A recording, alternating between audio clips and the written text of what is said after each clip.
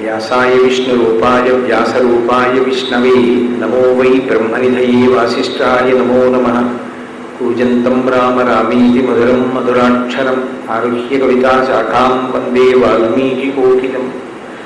श्रुतिस्मृतिपुराणानाम् आलयं करुणालयं नमामि भगवत्पादशङ्करं लोकशङ्करम्।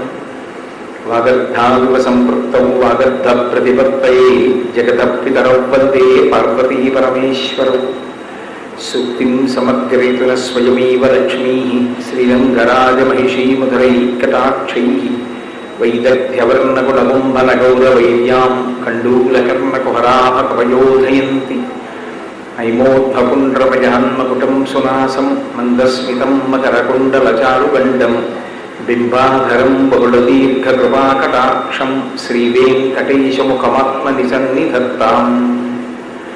विमलपटी कमलकुटी पुस्तकरुद्राक्षसहस्तपुटी कामाक्षी पक्ष्मलाक्षी कलितविपञ्ची विभासि वैरिञ्ची। मनोजवं मरुततुल्यवेगं जितेन्द्रियं बुद्धिमतां वरिष्ठं वातात्मजं वरदयूथमुख्यं श्रीरामदूतं शिरसा नमामि। आपदामपहर्तारं दातारं सर्वसम्पदां लोकाभिरामं श्रीरामं भूयो भूयो नमाम्यहम्। हरि ओम। कार्तीक माసం శుక్లపక్షంలో పాడ్యం ప్రారంభ దినం. మిగిలిన మాసములకు ఈ మాసమునకు ఒక ప్రత్యేకమైనటువంటి భేదం ఉంటుంది. మనకి ఋషులు కాలాన్ని చాలా అందంగా చాలా జాగ్రత్తగా గణన చేసి ఉంచారు. అందుకే రెండు ఆయనములుగా విభాగం చేశారు. ఒకటి ఉత్తరాయణం, ఒకటి దక్షిణాయనం. దక్షిణాయనం అంతా ఉపాసనా కాలం. ఉపాసనా కాలమైనటువంటి దక్షిణాయన కాలంలో మనం పరమేశ్వరుణ్ణి చేరుకోవడానికి కావలసినటువంటి సాధన అంతటినీ చేస్తాం. ప్రత్యేకించి కార్తీక మాసం సాధనకి అత్యంత ప్రధానమైనటువంటి మాసంగా చెప్పబడింది. కారణం ఏమి అంటే, మీరు చూడండి, లోకంలో అనేక జీవరాశులు ఉంటాయి. 84 లక్షల జీవరాశులు ఉంటాయి. కానీ ఈ 84 లక్షల జీవరాశులకు లేనిది మనకు మాత్రమే ఉన్నది. ఒక విలక్షణమైనటువంటి స్థితి ఉంటుంది. ఒక కుక్క ఎక్కడి నుంచో ఈ ఊరు వచ్చింది అనుకోండి, ఆ కుక్క ఈ ఊరంతా తిరిగేసి 4 వీధులు మళ్ళీ తను ఏ ఊరు వెళ్ళాలో ఆ ఊరికి వెళ్ళిపోవాలి అని గ్రహించగలిగి వెళ్ళిపోగలిగితే వెళ్ళిపోతుంది. ఈ ఊరేమిటి, ఊరు వైశిష్ట్యం ఏమిటి, ఇక్కడ ఏమైనా తీర్థం ఉందా, నది ఉందా, స్నానం చెయ్యాలా, ఈ ఊరి యొక్క వైభవం ఏమిటి, వాటితో ఆ కుక్కకి సంబంధం ఏమి ఉండదు. ఇది నేను ఎందుకు మీతో పోల్చి చెప్పవలసి వచ్చింది అంటే, ఇది ఒకనొకప్పుడు పరమాచార్య స్వామి వారు వాడినటువంటి ఉపమానం. ఈ లోకంలోకి మిగిలిన ప్రాణులన్నీ వస్తాయి, కానీ వచ్చిన ప్రాణులన్నీ దేని కొరకు వస్తాయంటే కేవలం ఒక కర్మ ఫలితమును అనుభవించడానికి మాత్రమే వస్తాయి. ఆ కర్మ యొక్క ఫలితాన్ని అనుభవించేసి గతంలో చేసుకున్నటువంటి కర్మలలో కొంత భాగాన్ని జీవుడు ఇప్పుడున్న శరీరంతో అనుభవిస్తాడు. ప్రారబ్ధము అంటారు. ఆ ప్రారబ్ధాన్ని అనుభవించి వెళ్ళిపోతాయి తప్ప ఇప్పుడు చేసుకున్న కర్మల వలన ఉన్నత గతులను పొందడం కానీ, జన్మరాహిత్యాన్ని పొందడం కానీ, ఈశ్వరుణ్ణి చేరుకోవడం కానీ ఆ ఉపాధులకు సాధ్యము కాదు. కేవలము మనుష్య ఉపాధికి మాత్రమే ఇది సాధ్యం. అందుకే మనం తెలుసుకోగలం, ఈ ఉపాధితో వచ్చినటువంటి వాడు ఏది చెయ్యడం వల్ల భగవంతుణ్ణి చేరుకోగలడు అన్న విషయాన్ని తెలుసుకోవడానికి కావలసినటువంటి పరిజ్ఞానము ఈ శరీరమునందు ఈశ్వరుడు బుద్ధి రూపంలో నిక్షేపించాడు. మిగిలిన ప్రాణులకి ఇది లేదు. కాబట్టి కాల గణన, దేశము, ఈ రెండిటి యొక్క వైభవమును మనుష్య ప్రాణి సతతము లోపల తిప్పుతూ ఉండాలి. కాలము యొక్క వైభవాన్ని తెలుసుకోకపోతే, ఒకసారి కాలము కానీ దాటిపోయిందో ఇక మళ్ళీ యోగ్యమైన కాలము లభించాలి అంటే చాలా సమయం పడుతుంది. మీరు చూడండి, వర్షాలు పడేసరికి భూమినంతటినీ దున్ని విత్తనాలు వేసి ఏ రైతు సిద్ధంగా ఉంటాడో అతని పొలంలో పంట బాగా పండుతుంది. అప్పుడు బాగా నిద్రపోయాడు అనుకోండి, ఆ తర్వాత అతను ఎంత కష్టపడినా పక్కన జాగ్రత్త పడినటువంటి రైతుతో సమానమైనటువంటి ఫలసాయమును అతను పొందలేడు. కారణమేమి అంటే ఏ కాలమునందు ఏ పని చెయ్యాలో ఆ పని ఎవరు చేస్తాడో అతడు మాత్రమే ప్రయోజనమును పొందుతాడు. అందుకే కాలమునకు చాలా చాలా విలువ ఉంటుంది. ఋషులు కాలాన్ని విభాగం చేసి ఉంచారు. ఒక సంవత్సరాన్ని ప్రమాణంగా తీసుకుని సంవత్సర ప్రమాణముగా కలిగినటువంటి కాలమును 2 ఆయనములుగా విభాగం చేశారు. ఆయనము అన్న మాట మీరు ఎక్కడొచ్చినా ఒకటి గుర్తు పెట్టుకోవాలి. ఆయనము అంటే కదలిక అని. ఉత్తరాయణము దక్షిణాయనము అంటే కాలము 2 విభాగములుగా కదులుచున్నది. రామాయణము రాముని కదలిక, ఉత్తరాయణము దక్షిణాయనము కాలము కదులుతోంది. కదులుతున్న కాలాన్ని 2గా ఋషి ఎందుకు విభాగం చేశారు అంటే ఏ కాలమునందు నువ్వు ఏ పని చేయడం చేత నీకు అత్యుత్తమమైనటువంటి ఫలితమును పొందగలవో జీవుడు ఈశ్వరుణ్ణి చేరుకోవడానికి చేసేటటువంటి ప్రయత్నము ఫలవంతమవడానికి యోగ్యమైన కాలమేదో నిర్ణయం చేసి దాన్ని సాధనాక్రమంలో దక్షిణాయనంగా నిర్ణయం చేశారు. ఈ కాలమంతా దక్షిణాయన కాలమంతా ఉపాసన కాలము. ఉపాసన అంటే ఈశ్వరుణ్ణి చేరుకోవడానికి చేసేటటువంటి ప్రయత్నముతో కూడుకున్నటువంటి కాలము. ఇందులో కార్తీక మాసమునకు ఒక విశేషమైనటువంటి స్థానం ఉన్నది. చంద్రుడు కృత్తికా నక్షత్రంతో కూడి ఉంటాడు. కృత్తిక అంటే మాతృక, అందుకే షణ్మాతృకలే కృత్తికలు. సుబ్రహ్మణ్యేశ్వర స్వామి వారికి ఏ 6 మాతృకలు పాలిచ్చారో వాళ్లే కృత్తికలు. కృత్తిక మాతృస్వరూపం, పరదేవతా స్వరూపం. అటువంటి కృత్తికా నక్షత్రం చాలా గొప్ప నక్షత్రం. ఆ నక్షత్రంతో చంద్రుడు పౌర్ణమి నాడు ఉండేటటువంటి మాసము కనుక ఆ నక్షత్రం పేరు మీదుగా దీనికి కార్తీక మాసము అని పేరిచ్చారు. ఈ కార్తీక మాసంలో ప్రత్యేకంగా చెయ్యవలసినటువంటి కర్తవ్యములను మనకి చెప్పారు.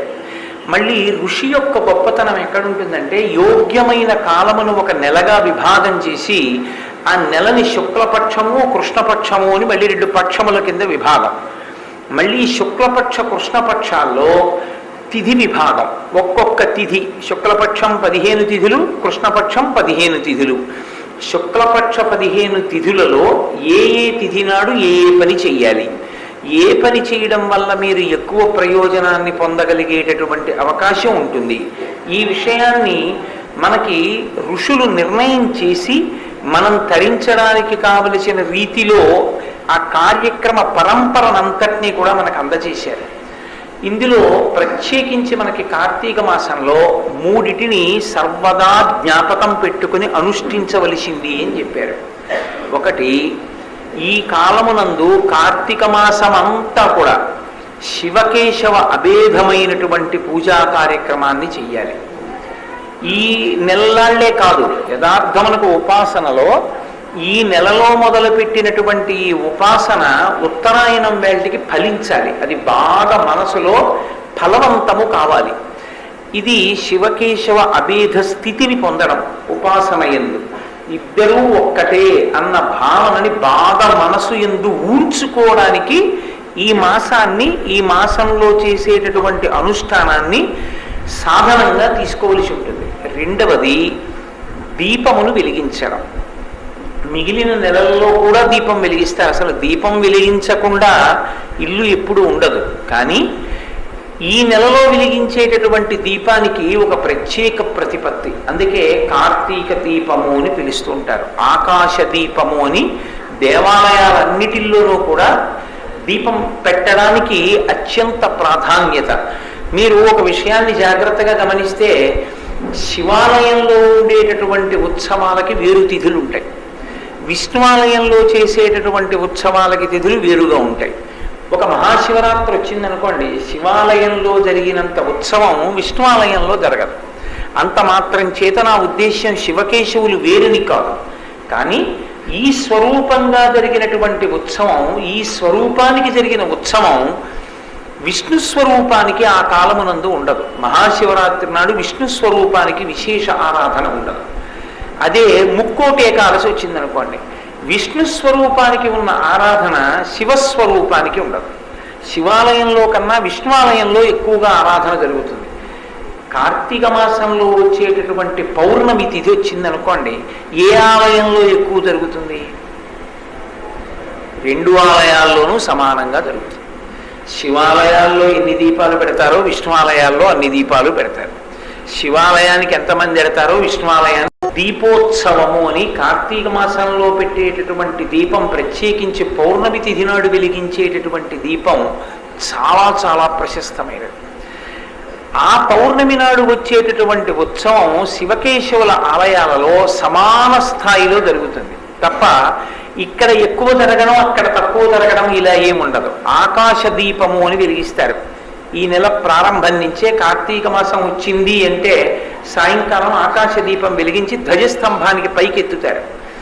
ఆ పైకెత్తేటటువంటి ఆకాశ దీపం ఏదుందో అది కేవలం శివాలయంలోనో కేవలం విష్ణువాలయంలోనో కాదు, శివాలయంలోనూ విష్ణువాలయంలోనూ కూడా ఆకాశ దీపం పైకెత్తుతారు. కాబట్టి హరిహర భేదం లేనటువంటి స్థితిలో ఉపాసన నడిచేటటువంటి కాలం ఈ మాసం. ఈ మాసం ప్రత్యేకంగా ఈ రకమైన ఉపాసన. రెండు, దీపమునకు సంబంధించినటువంటి వైభవం. మూడవది నదీ స్నానం. మిగిలిన మాసములలో మీరు నదీ స్నానం చేశారా చెయ్యలేదా అన్న విషయాన్ని ఎవరు అడగరు. కానీ కార్తీక మాసంలో మాత్రం తప్పకుండా నదీ స్నానం చెయ్యాలి. చెయ్యవలసినటువంటి విహిత కర్మల యందు జీవనదీ జల స్నానం అనేటటువంటిది ప్రత్యేకముగా పేర్కొనబడింది. అందుకే నేను ఇప్పుడు వస్తూ వస్తూ గోదావరిలో స్నానం చేసి వచ్చాను. కాబట్టి నదీ స్నానం తప్పకుండా చేయాలి. శ్రావణ మాసంలో నదీ స్నానం చెయ్యకూడదు. ఈ మాసంలో నదీ స్నానం చెయ్యకుండా ఉండకూడదు, తప్పకుండా చెయ్యాలి. ఎందుకు చెయ్యాలి అంటే మనకి శ్రీరామాయణంలో ఒక విషయాన్ని చెప్తారు. ఈ నదులన్నిటి యొక్క జనన స్థానమును నిర్ణయించినటువంటి వారు చతుర్ముఖ బ్రహ్మగారు.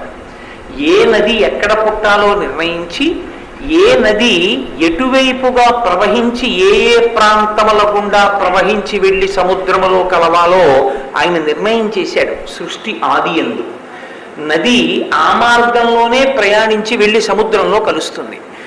అలా ప్రయాణించి వెళ్ళేటటువంటి నది ఈ కాలంలో శరత్కాలం దగ్గరికి వచ్చేటప్పటికీ చాలా గొప్ప శక్తిని పుంజుకుంటుంది.